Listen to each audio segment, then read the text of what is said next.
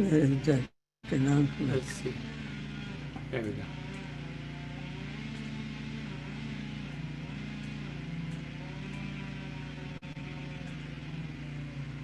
What happened? Mm-hmm. Good morning, Bhante. Good morning, Brian. Good morning. Good morning. There we go. Okay. So good morning, everyone. Just a quick announcement before we get started. We made a very minor adjustment to the schedule that was announced yesterday forward.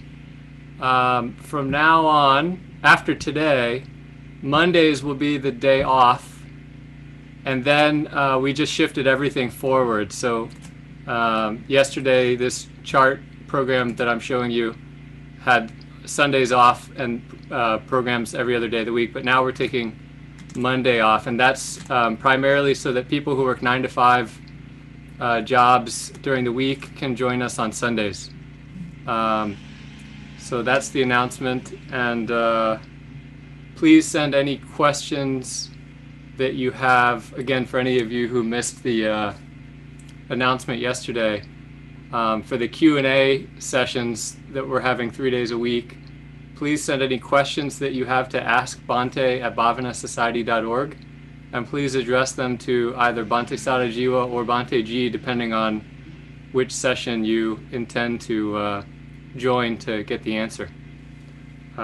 So thanks, and we're happy you're here with us today. And don't write on notes while. Right, and if at all possible, please try to keep the messages and the questioning and the answering in the chat box to a minimal. We'd like to make sure that everyone has their full attention on Bhante G's talk, so that you all get the fruits of his wisdom. So that's all for this morning. Okay, let us begin our Metta meditation.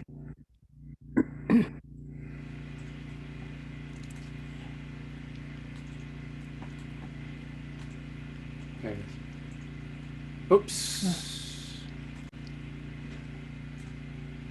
Wrong one. That's the one. Okay. Let us begin. May all beings be happy and secure. May all beings have happy minds. Whatever living beings there may be, without exception, weak or strong, long, large, medium, short, subtle or gross, visible or invisible, living near or far, born or coming to birth, may all beings have happy minds. Let no one deceive another, nor despise anyone anywhere. Neither from anger nor ill will should anyone wish harm to another. As a mother would risk her own life to protect her only child, even so towards all living beings, one should cultivate a boundless heart. One should cultivate for all the world a heart of boundless loving friendliness, above, below, and all around, unobstructed, without hate or resentment, whether standing, walking, sitting, lying down, or whenever awake. One should develop this mindfulness. This is called divinely dwelling here, not falling into erroneous views, but virtuous and endowed with vision, removing desires for sensual pleasures. One comes near again to birth in the womb. With this metta thought, friends, let us begin our practice. Metta thoughts in mind, and practice our vipassana meditation. As I mention every morning, pay total attention to your breathing as a very simple, neutral, universal object, and when you pay attention to the breath, without using words, without trying to control it, without trying to manipulate the breath. Let it flow as naturally as it does. And then notice the touch of breath on the rims of your nostrils. And then notice the expansion of your lungs area and lower abdominal area. You don't have to pause to notice them. This happens, you simply keep being aware of the flow into your breath flowing into your lungs. Then as you breathe out, your lower abdomen contract, chest area contract, and you feel the breath leaving your nostrils. As you do so, inhaling and exhaling, you will notice a very brief pause between inhaling and exhaling, and that also is very insignificant, but don't try to pause there deliberately to stop breathing in or out. Just let it happen and be mindful of it. And then you feel the breath as you breathe in. You perceive the breath. You deliberately pay attention of will to the breath and to breathe. And then you are aware or conscious of the breath. And this change as your breath changes, as you breathe in, feeling, perception, thought, consciousness change. As you breathe out, they change too. And all you notice is the natural flow of breath and the change. When you notice that, your breath becomes calm, relaxed, and peaceful. The body becomes calm, relaxed, and peaceful. Mind becomes calm, relaxed, and peaceful. And then you notice that since everything is changing and moving in a state of flux, there is nothing that you can stop or hold or fixed. That is the first step of letting go of greed. And then when this happens, you are more relaxed, more calm. Their resentment or anger fades away. Then loving, friendly feeling stays, although it is changing, but it continues to appear and disappear, just like everything else. And then you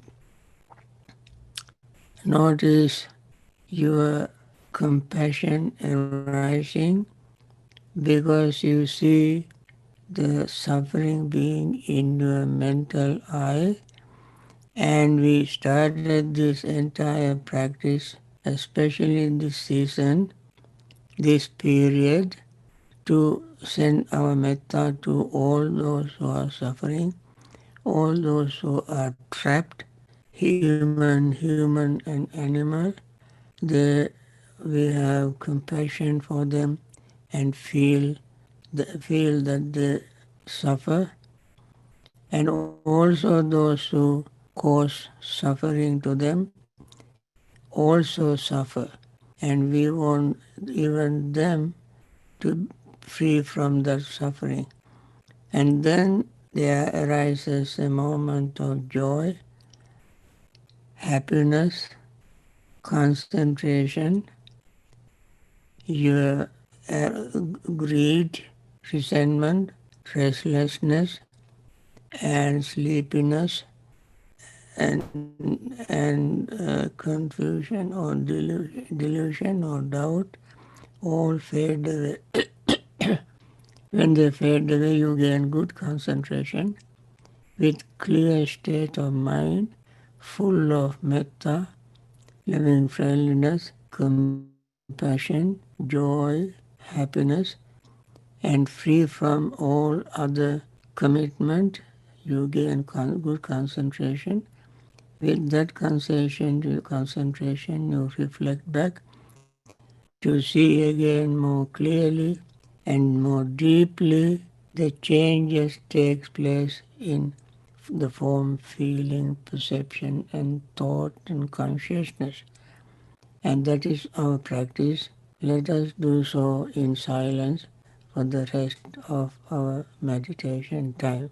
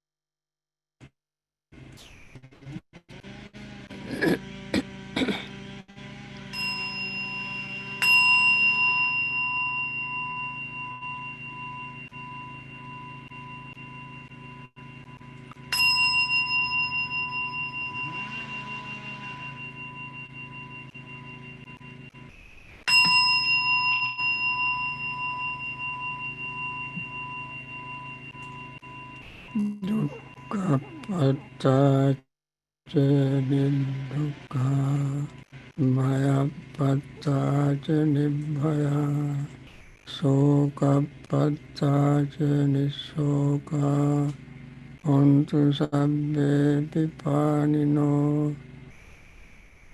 May the suffering be free from suffering. May the fear struck be free from fear. May the grieving be free from grief. So too may all beings be. With this metta thought, metta feeling, metta recital, let us begin our talk. And during this talk, please try to focus your mind on the talk. As Brian mentioned, it would be better for the benefit of everybody if everybody listens to the talk. And I want to continue the talk on feeling. Feeling also, as was mentioned several times in the past, is one of the most important factors in the dependent origination, in the Four Noble Truths, in our life. If you just focus your mind on your life, you really, mostly, you act and react based on feelings, emotions. Reasons come later on. Sometimes you act very quickly and then you regret and then begin to think. Then reason arises. And therefore it is good for us to focus more on the feeling. Here is another way the Buddha explained feeling. He said, what are the two kinds of feelings? Because bodily and mental. Remember in Nakula Pitta's story, Nakula Pitta was old and aged, so he had aches and pains all over his body. When he went to the Buddha and complained it, Buddha said, let that feeling be limited to the body and don't bring it to the mind.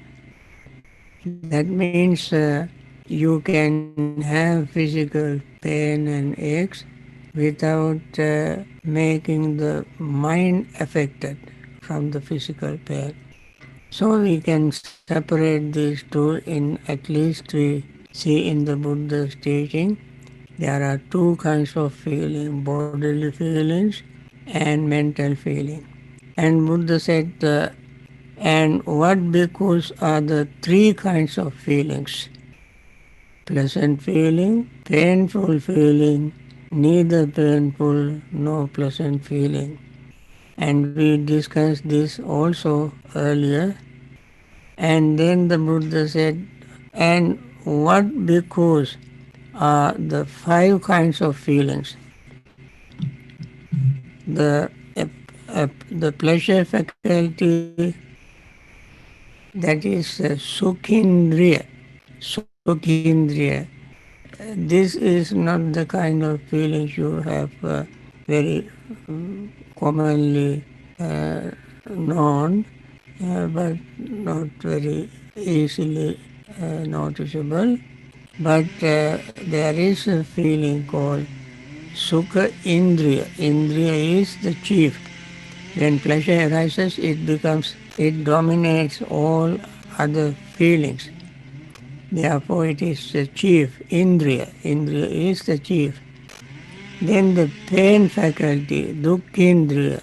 When somebody is obsessed with pain, suffering for aches and pains and losing friends and relatives, and they completely grief stricken, they forget everything, all other feelings, and therefore that time that feeling dominates your mind. Therefore it is called painful faculty, dukkhindriya, dukkha indriya. Then the joy faculty. Now joy is little also lower than sukha. The difference between joy and sukha is joy is in anticipation of something arises in your mind. Say for instance, you are going to, you know your uh, friends or relatives who have been away for many, many years, and then suddenly you get an email or letter or telephone call that so and so is your friend or relative is coming to see you, see the family and spend some time with the family. See, hearing this news, you are full of joy. When the person comes, you are very happy, and then you will be, that is ordinary thing. But on the spiritual field, joy arises in anticipation of what is going to achieve. Everything is clearing, all the difficult things are clearing on your way, and you will, every step you go forward in the spiritual practice, you will have a joy seeing the success every step. And then when you achieve the expected goal, reach the goal, then you are happy. That is the spiritual side. That happiness is the one that leads to concentration, as we mentioned. Sukhino chittang samadhyati. The happy one who is happy gains concentration. So the difference between ordinary joy and happiness and spiritual joy and happiness, you can see. In ordinary joy and happiness, you are expecting something material, pleasure-oriented. That is why it is called samisa sukha or samisa dukkha. Samisa, what do you call, happy, joy or samisa, happy, sukha or pleasure. And now we mentioned three kinds now among five: a pleasure faculty, Sukhindriya, pain faculty, Dukhendriya. Then there is another joy called, another faculty called joy faculty, Somanasindriya, Somanas. Then the displeasure faculty, Domanas Indriya, Domanas Indriya. Then equanimity faculty, Upekhendriya. These are the five kinds of feelings. Since we are not familiar with these five, let me repeat it again so that you will remember. Pleasure faculty called Sukhindriya, pain faculty called Dukhendriya, joy faculty is called Adukha Masukhendriya, you know, painful. Then the joy faculty is Somanasindriya. Then displeasure faculty is called Domanasindriya. And equanimity faculty is called Upekhendriya. And Buddha said, what because are the six kinds of feelings? Feeling, this is very easy to remember. Feeling born of eye contact, feeling born of ear contact, feeling born of nose contact, feeling born of tongue contact, feeling born of body contact, and feeling born of mind contact. These are the six kind of feelings. And Buddha said there are what bhikkhus are the 18 kinds of feelings. These are examination, six examination accompanied by joy. Somanasa sahagata. You learn this word Somanasa sahagata in Abhidhamma when you in the first part of Abhidhamma, those who have learned even the first level of Abhidhamma know this kind of feeling. They are called Atta Maha Kusala, Somanas Sagata, Jnana Sampayutta Asankarika, Somanasa Sagata Jnana Vipayutta Asankarika, and so forth. There you hear the description of Somanasa Sagata. That is examinations accompanied by joy.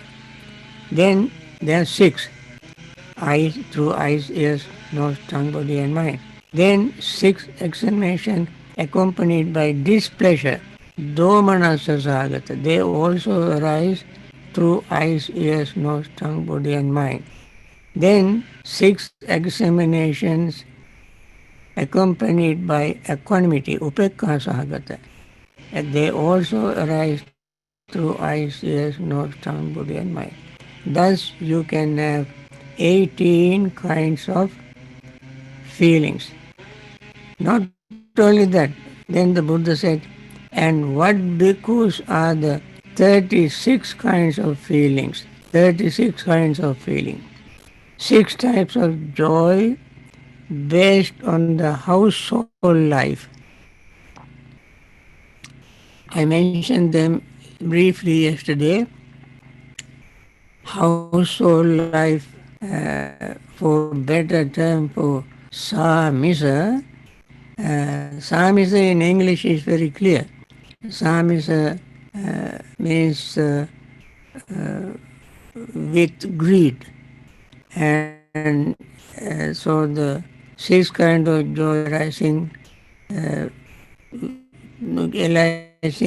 with greed, based on greed, is called samisa feeling. That is six kind. What are the six again? Whenever we mention six, we remember eyes, ears, nose, and so forth. These six spirit, what you call faculties. Then six types of joy based on renunciation. The same six senses experience the same thing, but without greed, and therefore it is called six kind of joy arising based on renunciation. Then six type of displeasure based on the household life. Displeasure is unhappy feeling. Household life is samisa. They are under displeasure. You have anger or disappointment when you experience things through your six senses. Then six types of displeasure based on renunciation. When you experience the same thing with through six senses, also you see there is impermanence. They all change always without stopping. And this is what we emphasize in our meditation, because this is what Buddha mentioned invariably in many places, that whether the Buddhas come into existence or not, this established Dhamma, this established Dhamma remains. What is that established Dhamma? Dhamma Titi, Dhamma Niyama, Dhamma Dhatu. I mentioned it several times before. This sort of things people tend to forget very quickly because this is not very palatable. If I said make a joke or tell a story, people may remember. But when we mention something very profound and deep and real, jokes and stories can be just gives a little titillation, but not insight. Occasionally we get insight as well. But this thing that exists, whether the Buddhas come into or not, is impermanence, unsatisfactoriness, and selflessness. Also, whether the Buddhas come into existence or not, one more thing exists. That is our topic in this series of talks. That is dependent origination. These two things exist. So, seeing this, there arises the what you call six kind of displeasure based on renunciation. That is having seen all this, the one who is striving very hard to attain liberation has followed all the rules and regulations, practicing very seriously, and still he has not attained that holy state, noble state that noble ones, Aryans, have attained and stay in total bliss and peace. So you have not attained that state, although you see impermanence in everything. That time you have disappointment. That disappointment has nothing to do with people or situation, material things, but it is the disappointment of that you have not attained liberation as yet. That is a spiritual disappointment. Of course, that time that person used that spiritual disappointment to accelerate his practice, called he will have a spiritual urgency called Dhamma Samvega. So the person will use that disappointment for attaining liberation. Ordinary people don't do that. And when suffering arises, I mentioned this earlier, I want to repeat it. Two things can happen. When suffering arises, two things can happen. One who is totally obsessed with suffering and uneducated in the Dhamma, just like any living being, keeps suffering. does not know anything about it. Other is that when you are suffering, as you are learning Dhamma, have learned the Dhamma, practice Dhamma, you think a way out of suffering. When ordinary people have suffering, pain, they look forward to pleasure, sensual pleasure. Pain arises, go for sensual pleasure. Seeing, hearing, smelling, and visiting, traveling, this and that, to get rid of boredom, tiredness, loneliness. But when a spiritually inclined person, when he is suffering, he learns other way to get rid of suffering. That is finding the cause of suffering and try to eliminate suffering and liberate from suffering. See the difference between ordinary person and the one who is in the spiritual path very seriously. And then uh, lastly, 6 types of equanimity based of household life. Again, 6 kind of equanimity coming through the 6 senses, based on lust or greed, is called 6 kind of equanimity based on household life. Then 6 type of equanimity based on renunciation. Then again, seeing impermanence in all these experiences, the person will have an attitude without getting upset. That is why we see in the, I mentioned this earlier, I won't repeat it again. In Mangala Sutta, you say last stanza is Puttas lokadhamme chittang yasana kampati asokang virajang hemang etam mangalam. When one sees the worldly vicissitudes, ups and downs, labha, alabha, yasa, asa, ninda, prasansa, gain and loss, fame and defame,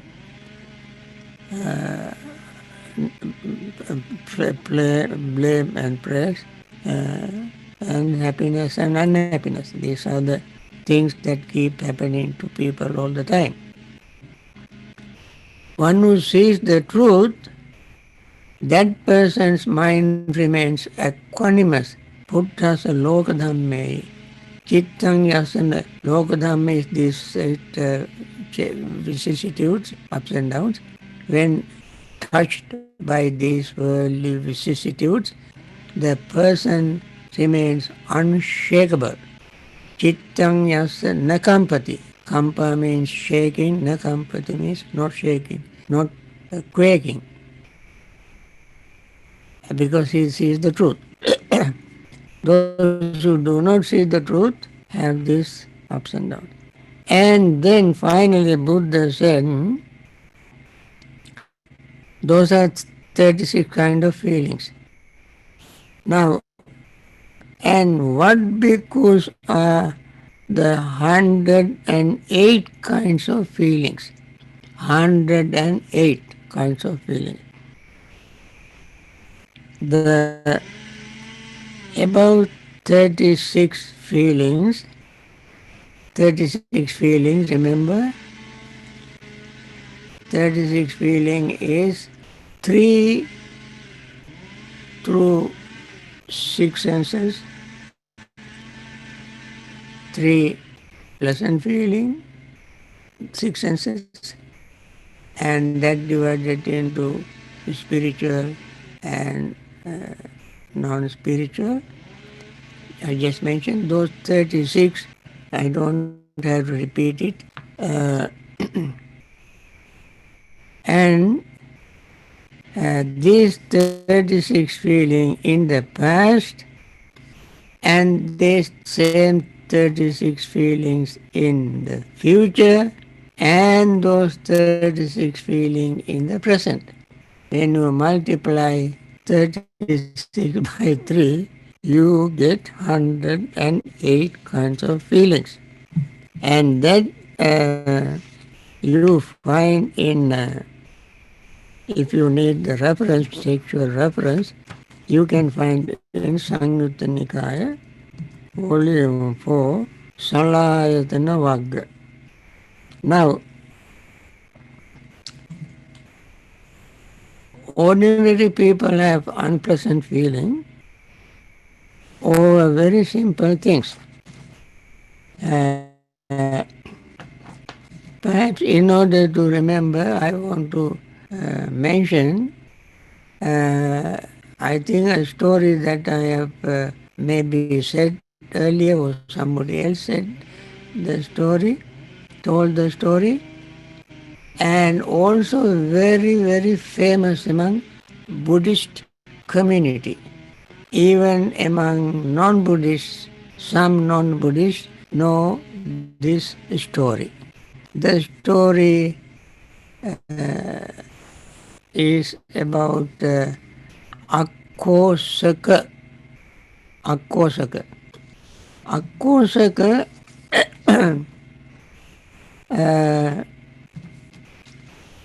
was very upset with the Buddha for some unknown reason. We don't find a particular reason for him to be upset with the Buddha. So one day he went to see the Buddha and abused him verbally, using all kind of names, calling him names, and he went on accusing him, bombarding him with all kind of accusations until he exhausted his emotion. Buddha very patiently listened. Now this fellow was obsessed with unpleasant feeling. And when Buddha listened to him, and when he finished talking, Buddha asked in a very calm, relaxed and peaceful, friendly way, see the Buddha's reaction.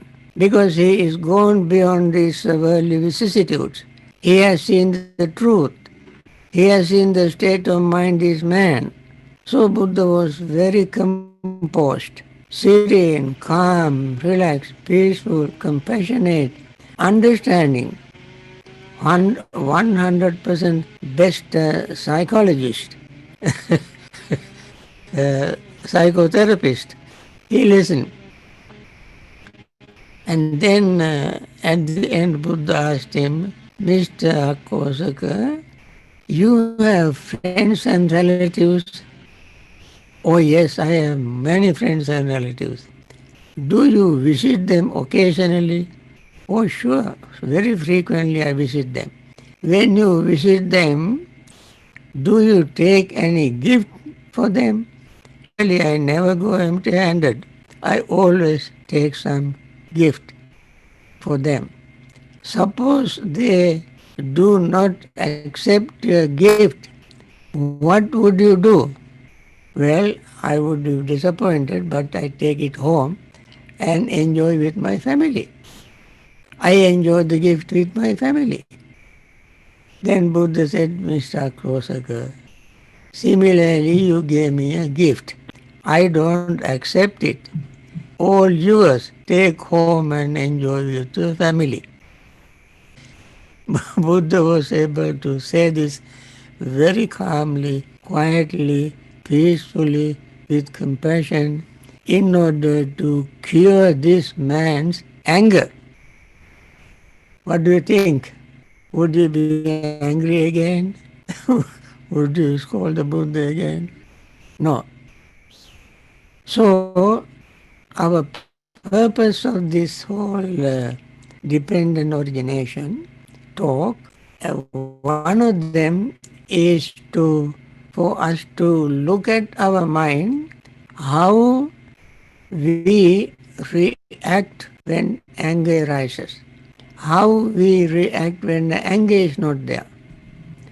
And how